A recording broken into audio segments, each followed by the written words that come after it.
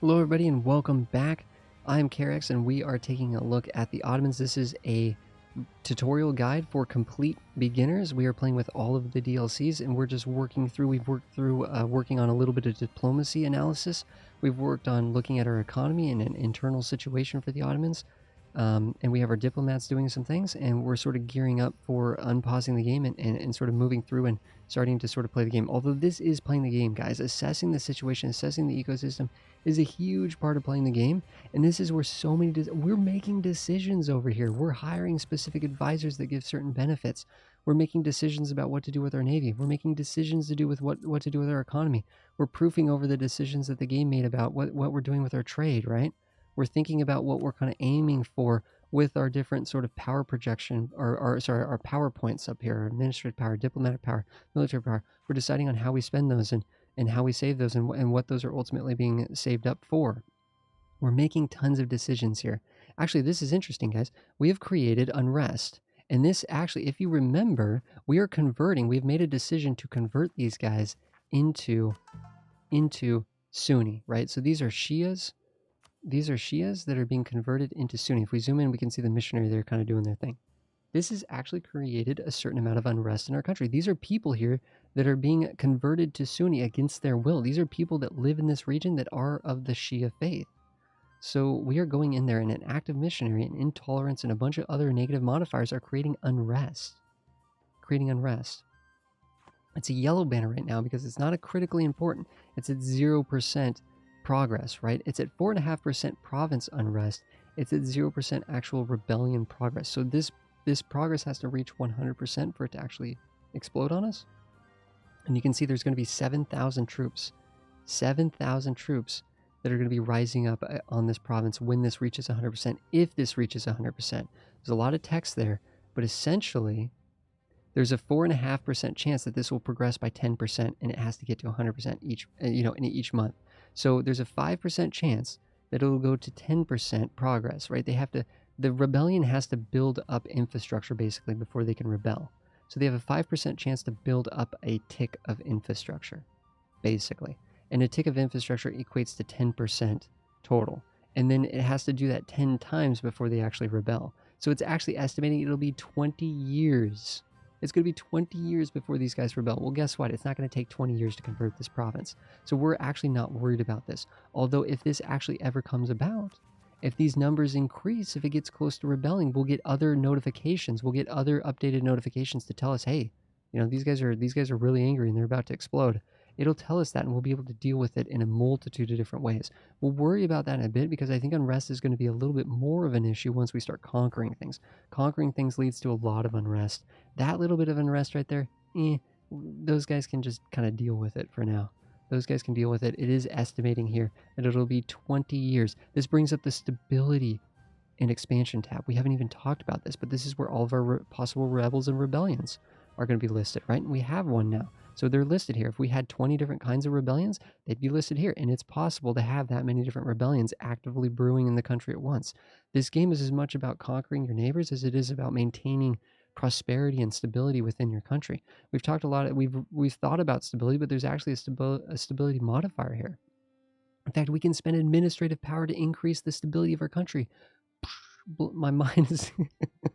We can spend administrative power to focus on increasing stability within our country. That's very thematic, right? Our own leaders and stuff can really actively spend a lot of their day listening to the people, caring about their concerns, boosting, just sort of equalizing things and equality and stuff like that, and working to make the internal provinces a better place for the people, and that's going to increase more total stability here. So we can spend this points here, but we also said that we wanted to save these points for the technology. That's where the crux of the game comes from, is that you're going to have to balance out stability. And if we increase stability, the actual likelihood of this rebellion happening would go down. The more stability we have, the lower our total national unrest. In fact, we can see right now, national unrest right now for the entire country is minus 2.76%, basically. So that's fighting this unrest that's being created by the missionary, but it's not enough to totally get rid of it altogether. The stability, increasing this will increase national unrest reduction significantly. So having a lot of stability really does actually shore up and remove a lot of these potential rebel threats, which is really, really cool. There's a bunch of other stuff in here that we're not really that interested in. But the only reason why we're even in that tab is because I click this banner, and boom, it opened up that tab. Moving along, though, we talked about technologies a little bit, talked about trade in the last episode a little. We talked about trade as much as you need to know for a new player, and honestly, almost as much as I even know about it after 2,000 hours of play. Trade is one of those things you can get nitty gritty with it, but it's not important. You're talking about optimizing something by 10%. It's not really that important to eke that out, especially playing the Ottomans. We're doing really well. We don't need to do really well times 10% more. You know what I mean? So we have different ideas here. Oh, this is unlocked at Administrative Tech 5. It tells us right here that we'll unlock this at Tech 5. These are different philosophies that we can do. This is a way to customize our nation. So this is a branch of the technology. Just like how trade is kind of a branch of the economy, technology kind of has these ideas, these philosophies, as I like to call them, that allow us to customize our nation with different sort of ideas. And we don't have to like get too bogged down here.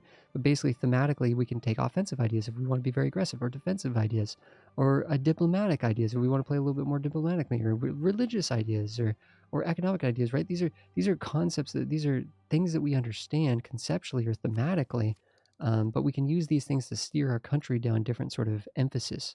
But this is actually the big one here. So we've talked about policies, we've talked about stability, we've opened up the religious screen. I think we haven't opened up the military screen or the state screen. There's only 3 more tabs here that we haven't really clicked on. And I think this is a big one because unfortunately there's no way that it doesn't tell you, there's no banner that tells you to go to here. So as a new player, you might not actually realize that this is really here, or how important it is to look at this as a new player before you unpause the game. These are the Ottoman missions. These are our missions and ambitions as a country. So we can come up with our own goals just as players, and we can think through things logically as to what would the Ottomans want to do. We decided that we wanted to we decided we wanted to get a claim on Constantinople and conquer Constantinople. That just made thematic sense, right? Historically, so on and so forth. That just made the value of this province, the weakness of the country that controls it, that just made sense, right? There's actually a mission here. City of the World's Desire. There's a mission to own Constantinople. Hey, look, we have a mission to do this. We're already following along with what the mission's telling us to do. That's really cool. And then when we do this, we'll be able to get a bunch of permanent claims. We're using a diplomat now to get claims on Constantinople. But when we get this done, when we complete this mission, we're actually going to get claims on Greece. We're going to get claims on all of these provinces over here, which is really, really cool, for free. We won't have to spend a diplomat years and years and years with our diplomats building up all those justifications for war. We'll just immediately get it. It'll just be like sort of like a manifest destiny thing for the Ottomans. We get Constantinople, and boom, we'll have a legitimate reason to go to war with these guys down here. Pretty cool. So we're working on that. We're actually just intuitively working on that. It says to build up to our force limit. Build up to our force limit. We haven't even talked about force limit or building armies, but it makes sense that if we're going to be going to war, and it makes sense that if we have a force limit and we're going to be going to war, we want to have troops up to our force limit, right? We want to have the biggest army we can, the biggest, bestest army we can, trustworthy allies. At least 2 countries have an alliance with the Ottomans and have at least 150 opinion of the Ottomans. So this is just basically we have a couple countries that are allied to us, and they really love us. Well, we're working on that, right? We're working on that with QQ. Maybe we're working on that with Poland. Maybe we'll get Tunis down here. They're a Sunni nation in North Africa that might be friendly with us. Maybe we'll get the Great Horde, or Nogai, or Transoxiana, or who knows, right? We know that the Mamluks hate us. We know Hungary hates us. We know Lithuania hates us. So we need to get alliances, right? We need to get some more alliances. In fact, it's saying it wants 2. It wants us to get 2 alliances, and we'll be able to complete this mission. And we can see here, these are the requirements in the question mark, and these are the rewards over here. So we get an extra diplomatic reputation for 25 years. Hey, that's good. So it'll just kind of allow us to sort of wield those alliances a little bit more effectively by having some more diplomatic reputation. Force limit, we'll get some morale of armies. We talked about how morale is really good for just unit health and unit willingness to fight. More morale means our troops will fight harder and longer and win battles, right? And be more likely to win battles just by outlasting the opponent, not necessarily fighting stronger or smarter, but just outlasting them. Have a high income. So our income right now is 27. It's saying we need an income of at least 40. So taking Constantinople and taking a lot of these provinces here will increase our trade income, and will probably increase our total income. So that'll be good, right? But that's not something that we actively do. We don't actively increase our income. We actively manage our expenses, but we don't really actively increase our income besides just long-term goals of conquest and infrastructure development and stuff like that, building buildings and things. So we can also reform the army. The funny thing about this is telling us to get a force limit of 85%. 85%. Okay. So we don't So this is telling us to go to 100%. This is telling us to go to 85%. But if we read this text, this is actually more flavorful. This is more about the Ottomans specifically. This is more about the Ottomans specifically. So we'll actually, oh, look at this. This is going to give us tons of claims. Tons of claims on all of these provinces. We can use the F key, right? We talked about this, I think, once before when we were looking at how to form the unify Islam. But we can use the F key to figure out where are these provinces here. So Karaman, where's Karaman? In fact, actually, wait a second. The Karaman's right here. Karaman's a country, but it also is a province. So province of Karaman, owned by the country of Karaman. So that means this area, this general area here. And we can see that actually the next mission is Consolidate Asia Minor. And if we hover over that, it'll actually highlight, see how these are glowing here? These are glowing. So presumably these claims, logically thinking, these claims right here are the same as this ties into, you get the claims and then you go do this, right? So this is leading into this. And that means that it'll be to conquer this. So by getting more armies, we'll be able to get free claims on this area. So we're talking about a mission that'll give us claims down here in Greece. We have a mission that'll give us claims in Asia Minor. We'll be able to conquest on both sides. It'll just be boom, boom, boom, boom, boom. But the thing we haven't talked about yet, I'm sorry guys, I'm just being silly. The thing we haven't talked about, how do we get our, what's the deal with the force limit? What is our force limit? How do we increase our force limit? How do we build up to our force limit? We don't really need to increase the force limit. We just need to build up to it. But increasing is an interesting idea too. If we wanted bigger army beyond our force limit, right? Let's go to the military. We've looked at all of our available missions here at the top, and these tie into new missions. And as we complete missions, we'll read about the future missions, right? So let's go over here to the military tab, and we can see, I'm just going to go right to it because we are on the right tab, but it'll take a while to kind of go through and figure this out. But this is our current force limit right here. This 30 out of 40. That makes sense. We have 30,000 troops, standing army right now, and we have 40,000 potential troops. Now, just like diplomatic relations, just like anything in this game, we can go over 40. There's a penalty to go over 40. It's a huge economic penalty. Every troop over 40 will cost us significantly more money to maintain, right? Each of these regiments, this army has a certain maintenance cost. And if we go over the force limit, the maintenance cost of the army is going to go way up, like massively. So this is a force limit based on sort of like our actual sort of how many dudes we can adequately manage and take care of without inefficiencies and without losing a bunch of money and having to compensate with more cash influxes into the army to maintain it.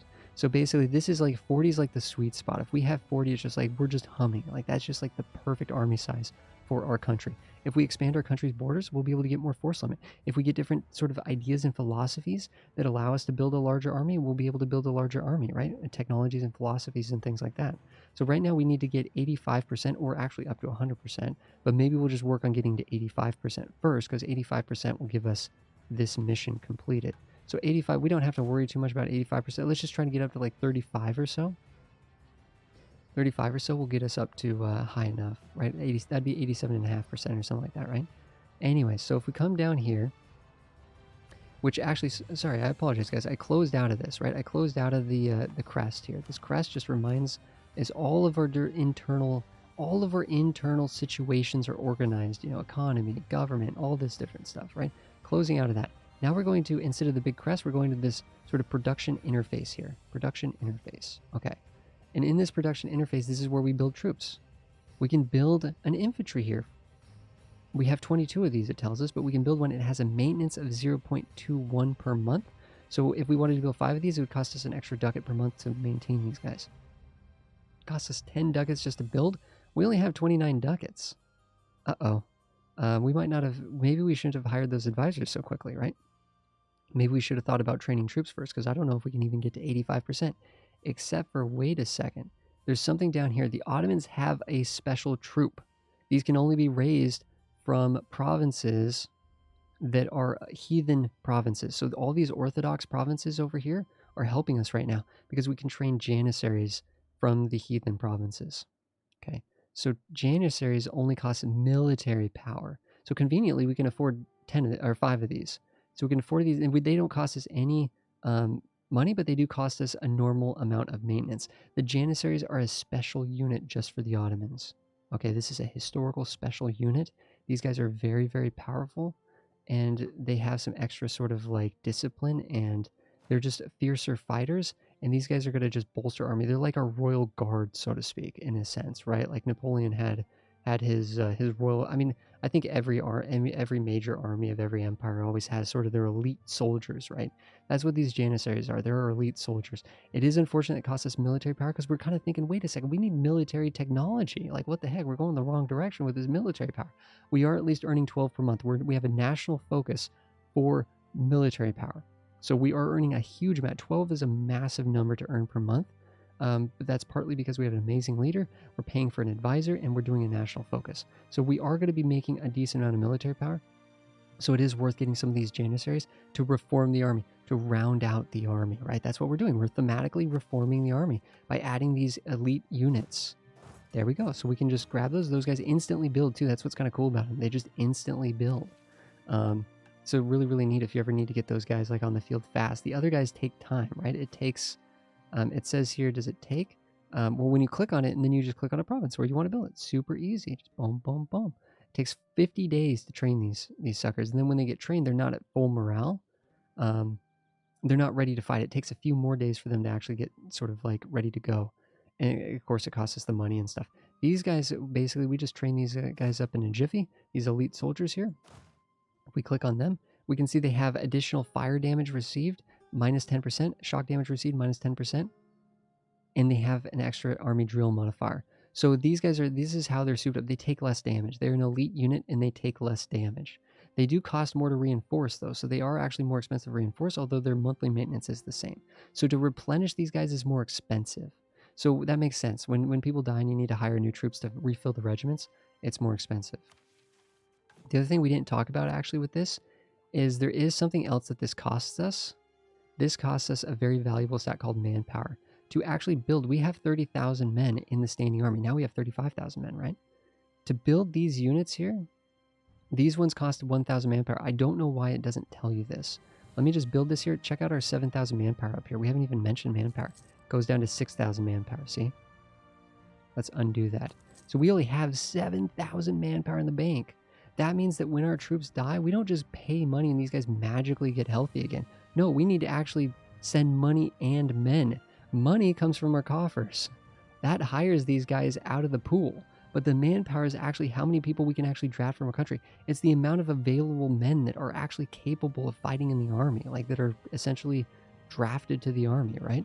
If we don't have any manpower, there's no one to refill the ranks, right? When our soldiers take damage in battle, we'll be fighting with like regiments that are not at full strength, right?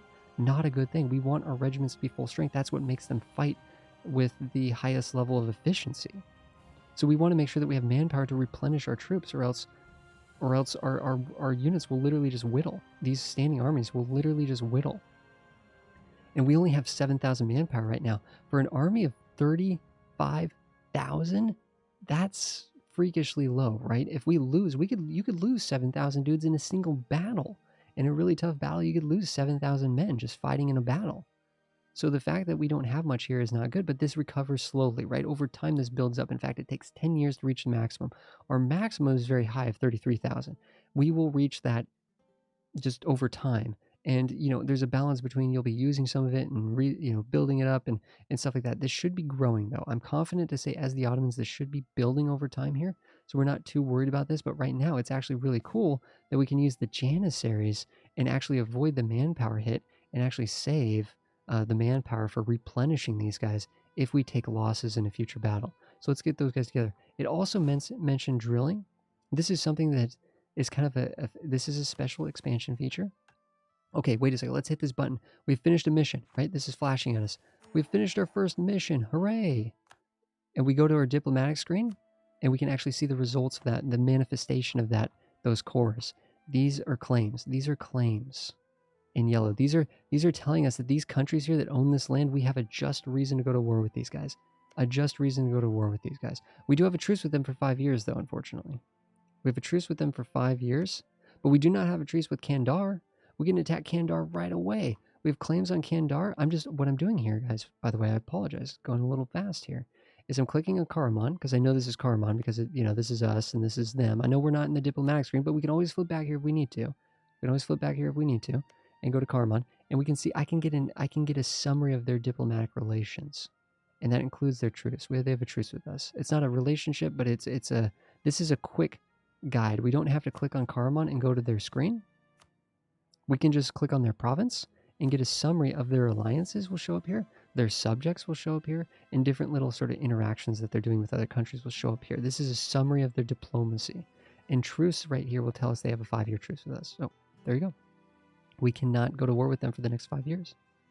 Or we could, but it would create massive social upheaval within our country. It would create massive distrust politically and diplomatically across the region. Everybody would basically instantly know that we're just a filthy warmonger, and that would be very bad for the future of the Ottomans in terms of our stability and also our ability to create trust and build up relationships with the people around us that we want to build up relationships with. So we're not going to be breaking that truce, but it is possible. As a player, you can always break the rules of the game. There are no rules. You can do whatever the heck you want. Kandar, though, there is no truce here. We can see they don't even have an alliance yet. Well, the game hasn't even started, right? So they haven't had time to build one. They're going to try to build one as frantically as they can, believe me, because we're coming for them. We're coming for them. But essentially, we can see now that we have claims on this land. This gives us a cause for war against these countries. We could actually declare war on Kandar. And we would cite the war as the reason to go to war is because we want to take back the land that we have a claim on. We have a rightful claim to that land. If we look around our country a little bit, we can actually see some stripy green bits. The Albanians here, we actually have cores on their province. Green is better than yellow. Yellow is kind of a neutral color. Red, of course, is bad, and green is good. This is really, really amazing. We have cores on these provinces. That means that's better than claims. That essentially means that these provinces here are basically already, this is kind of a part of these are our people. This is our historical borders. We once controlled this land. This is rightfully our land. And the world actually agrees with us on this. That's why it's a core. Because it's a core, the world actually kind of to some degree empathizes with the fact that we actually rightfully control this. The claims, the claims over here give us a decent enough justification to go to war, but people still know we're basically just doing it to beat people up and bully each other and to grow our own, might, right? But the core is people really do empathize, like I'm saying diplomatically, people empathize with the fact that these are our cores. So we actually will be able to take these back very cheaply without any sort of diplomatic cost or penalty, and people will be totally fine with it. Like, yeah, great, Ottomans are just taking back their own land. Nothing to see here. Everything's totally fine. Everything's totally fine. So cores are really good. So we actually have a reason to attack Albania. We have a reason to attack Albania. Thing is, Albania is being guaranteed right now by Venice. So if we attack Albania, Venice at the start of the game is protecting Albania. But we will definitely try to look for an opportunity to attack Albania. And here's the funny thing. We rivaled Venice. We don't like Venice. Venice exists. This purple thing is Venice, right? The guaranteer is in purple in this case because we selected Albania. So Venice is guaranteeing the independence of Albania. But the reality of the situation is here, we might not mind attacking Albania and beating up Venice as a side objective in a war against Albania, right? If we attack Albania, Venice is going to defend them, but we might actually like that. That might actually serve us to beat up our rival in that as a side objective to that war, right? It could be almost a proxy war to beating up Venice is actually taking back our land from Albania here. So we can see those claims are always represented on the diplomatic map mode. That's the point of what we're getting at here. And we noticed that we had cores on Albania. So good. Making progress there. We've completed our first mission. Good stuff. Kandar is definitely going to be a quick one. A quick country to go to war with, it looks like. So we were talking about drilling a little bit, right? So drilling is something we can do with our armies at peace. So there's two things you can do. There's sort of two major things that you can do with your army. I guess 3 or 4. But we'll talk about, we'll mention one of them is do nothing. One of them is just have your army sitting around doing nothing, right? That's not a great option.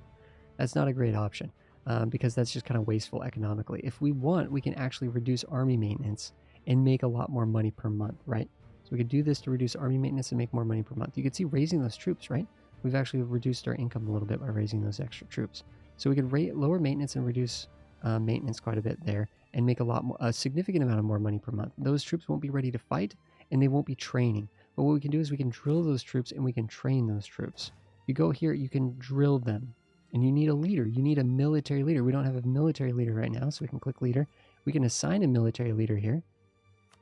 And then we can go down here and we can drill these troops. That means they are drilling. Now, what we might want to do, if we only have one leader, which it looks like we only have one leader right now, and we can see those leaders in the military tab, right? We have this leader right here. So we can see him right there. If we, in here, let's detach this guy. And that means that these guys will stop drilling, basically. Or they should. What we could do is we could actually try to group up our entire army and have them all drill together with the one leader, right? As long as there's a province that has enough supply limit to support that large of an army. Because that's actually kind of a big factor here, is we don't want these troops to be taking attrition or anything like that, just standing around. Actually, there's room for these guys just hovering over this. I have the army selected, and I'm hovering over this province.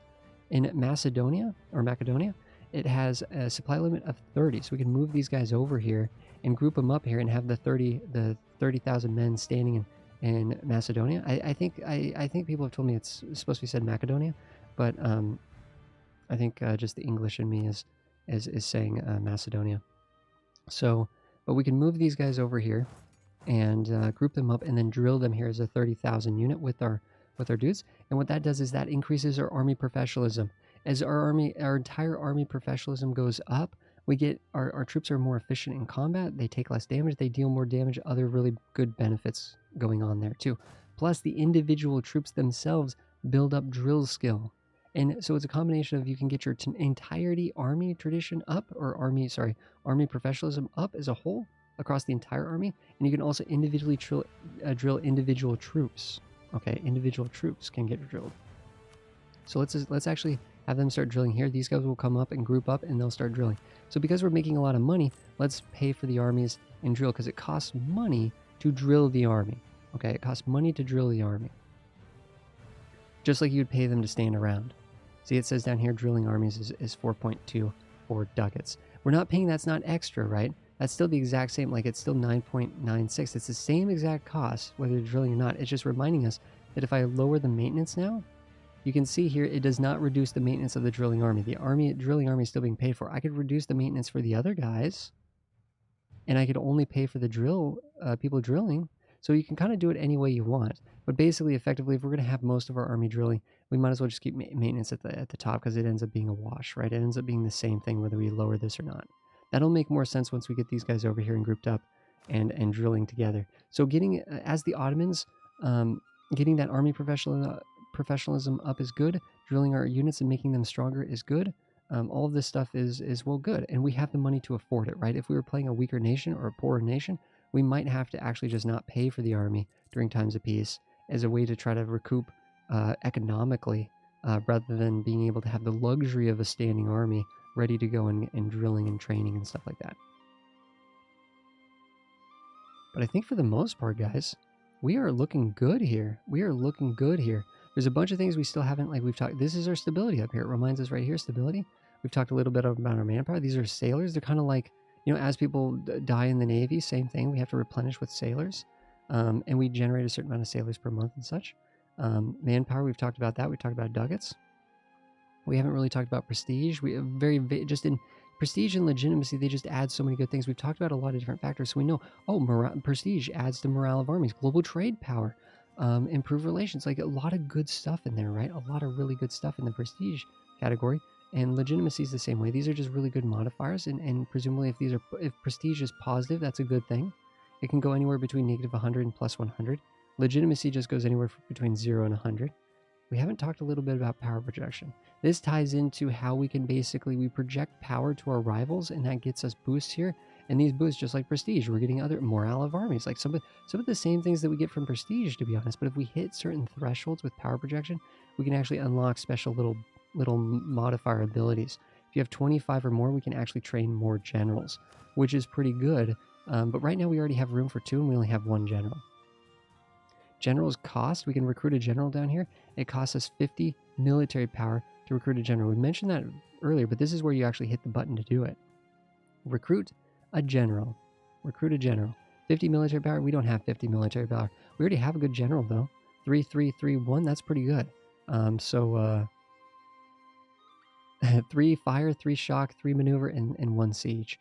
And we can kind of learn as we go into combat and stuff. We'll be able to talk more about why these modifiers, how those things work, and what we kind of think of as a good general and a bad general, and how those things affect battle and war and stuff like that.